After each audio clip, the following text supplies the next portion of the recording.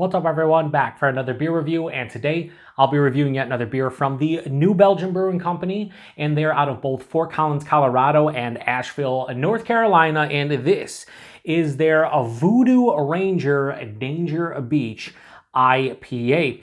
So they're calling this one an IPA with natural flavors. It comes in at 7.1% alcohol by volume, 28 IBUs, and at the time of review, this can is just over 2 months old. So we have another Voodoo Ranger IPA here from New Belgium, and this is another one of their IPA with natural flavors. Now, I've reviewed 2 of those on the channel. They're Juice Force and they're a 1985. They also have the Fruit Force IPA, which is, I think they call it a Fruit Punch IPA. Also, Southern Tier Brewing Company, they've done their Juice Jolt and their 2X Juice Jolt, where they do the whole IPA with natural flavors. The one thing I'm noticing with these beers specifically is that the fruit character in them, even though it's natural, doesn't seem all that natural. It just is like straight on juice flavors or fruit flavors.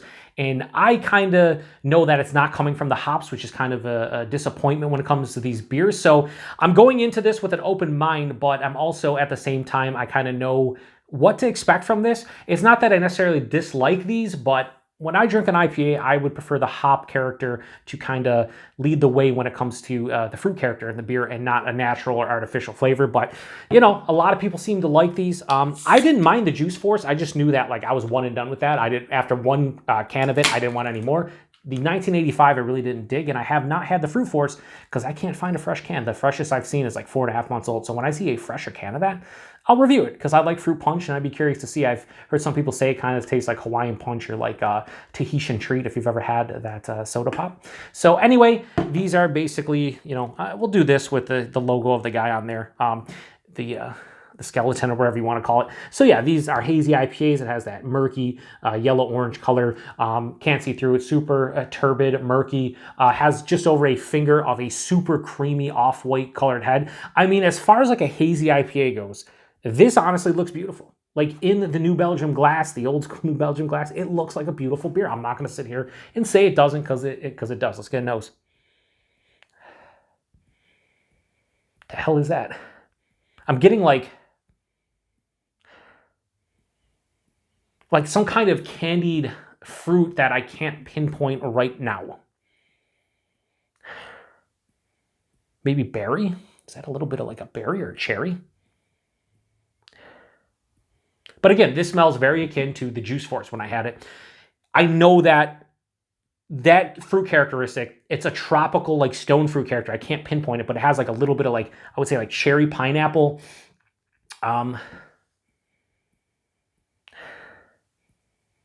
Yeah, but it has like a candied pineapple, a candied cherry. And I know that's coming from the natural flavors and not from the hops because I don't think I've ever had a beer. Like here's the thing, I've reviewed, over 1,700 beers on the channel, and a lot of them are IPAs. There's a difference for me personally when you're talking about the fruit character you get in an IPA from the hops, from the beer portion, as opposed to something that has natural or artificial flavors, right? This, I can tell, did not come from the hops. This is definitely coming from the natural flavors. Now, whether or not you enjoy this, that's up to you, right? Like, we all have different tastes and different opinions and whatnot. I think it smells pretty good, but it also smells candy and not like it comes from a beer. Honestly, it doesn't even smell like a beer. Like, not getting any like base like breadiness maybe from the malt. I'm not getting any kind of like a floral or herbaceous or earthy or grassy or green kind of feeling from the hops or any kind of the yeast or anything. I'm just getting a candied fruit sensation, which doesn't smell bad, but it doesn't smell like beer. And I'm totally a hypocrite. So anybody who watches the channel knows, like, I drink like the heavily fruited sour ales that have fruit puree mixed with like a base beer. And a lot of people say they're not beer. And I don't argue that. Like, it is a beer, right? Just like this is a beer, but it doesn't taste like one. I get it. So I'm not saying that it's wrong to enjoy these or that like you shouldn't enjoy these. I'm just saying, for me personally, I just want the IPA to bring the fruit character to the forefront more so than a natural flavor. Anyway, I just feel like I'm kind of like going off tangent, like hating on this beer without even drinking it, but there's not much to the aroma. It smells like, it almost has like a perfumey kind of smell, but again, it's like candied cherry, candied pineapple, maybe a little bit of stone fruit, like a peach. But yeah, it smells good, but not like beer. Anyway, let's get into it. Cheers, everyone.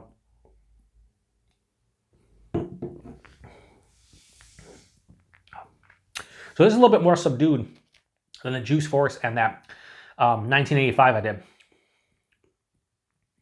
So now I'm getting a little bit more of like a citrus vibe, like a ruby red grapefruit, like a candied ruby red grapefruit. This is like medium touch over, 7.1, it's fine. I'll give them props here. The mouthfeel, while it has like a nice mild to moderate carbonation, it's very smooth and almost creamy on the palate. Like the body and mouthfeel are really nice for this. The taste. So this doesn't smack me on the palate as much as the Juice Force, the 1985 with the natural flavor. I actually in this get a very nice drying sensation on the back of the palate. This is like full on dry. It's a very mild bitterness, but this is quite dry. So this isn't as sweet as those, and it doesn't have as much as the natural flavor as those either. So tip of the tongue, I get that ruby red kind of candied grapefruit. Passes through the aforementioned cherry and pineapple kind of hit. And again, it's more candied, sweeter cherry and pineapple. Then I'm getting a touch of a peach or like a nondescript stone fruit. Maybe a little bit of like an orange as well. Yeah, this is, so after that rant for like 3 minutes, while it still has that natural flavor and it isn't my favorite, this isn't bad. And I think I rated Juice Force like a 4 out of 5, and I think I gave 1985 like a 3.5. If I had to go back and like re-rank those, I would definitely give Juice Force lower, because by the time I finished that can, it probably dropped into like a 3, maybe like a 3.7, maybe a 3.6 range. And then 1985, I didn't finish. So I would probably give that in like the, around a 3 or something. This though, I already drank like 3 or 4 ounces. The best way I think to describe this one for me, for somebody who would want to try it or maybe thinking about grabbing it, it has they call it Danger Beach. So I feel like they're going for, like a beach kind of cocktail IPA thing. And it kind of has that. It has a fruitiness, a stone fruit, a tropical fruit, a citrus fruit. There's a lot of fruitiness going on here. And I think you line up 10 different people, you'll probably get at least 5 different fruits mentioned by people, maybe even 10. And it has a nice fruitiness. It's not super, I think the nose is worse than the taste. But the taste, while I don't get like straight on like 100% beer properties, there is that natural flavors there. This is not too much of the natural flavors, or it's not too over the top with it. I'm going to finish that glass. I'm not going to want another one after this, but I don't think I'm having any issue finishing this one.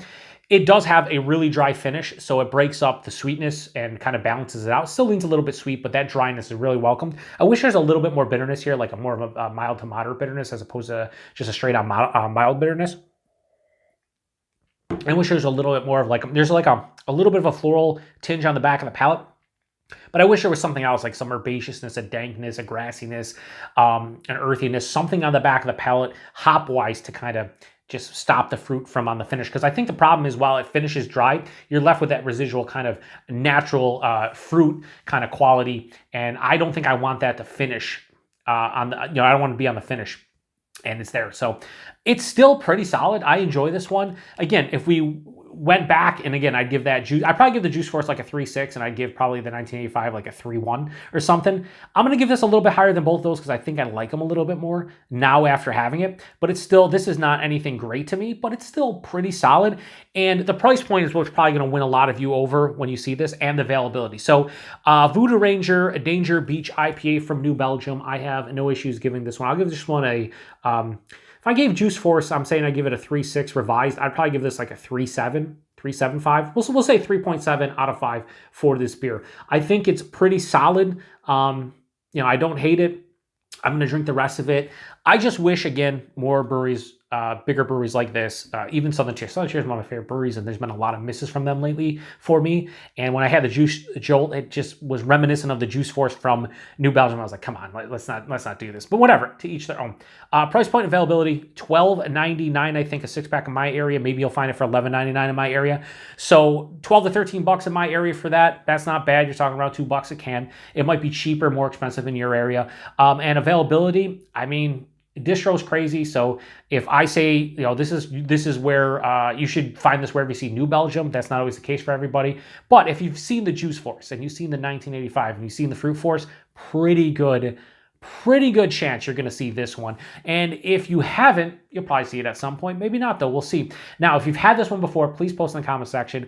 And I do apologize a little bit for the rant on these, but you know, for me personally, like I said, when I see IPA with natural flavors or any beer with natural flavors nowadays, a little red flag goes up. I'm like, especially when you see like a beer that says brewed with like 2 or 3 different adjuncts and then says and natural flavors. It's like they couldn't even, you know, they're trying to hit a specific, let's say they do a s'more stout and they go, okay, we're going to do with chocolate, marshmallow, and graham cracker. And then you see and natural flavors. It's like, well, you have chocolate, marshmallow, graham crackers. Why do you need the natural flavors? I feel like the natural flavors makes them hit the flavor profile they're going for much easier than just brewing with those 3 adjuncts. So that's probably the case with something like this. At the end of the day, to each their own. I know of at least one friend I have that really enjoy the Voodoo Ranger line of all their beers, and then I know a lot of people who don't. So whatever the case may be, enjoy what you enjoy. I'm never going to sit here and tell you what you should drink or what you shouldn't or why you shouldn't like anything. We all have different palates. We all have different likes and dislikes. Drink what you like. At the end of the day, it's your money. Spend it how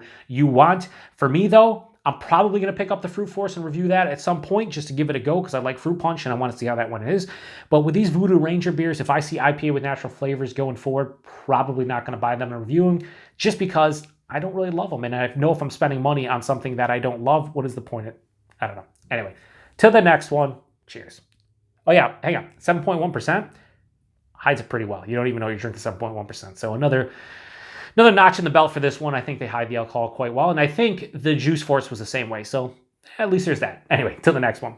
Cheers.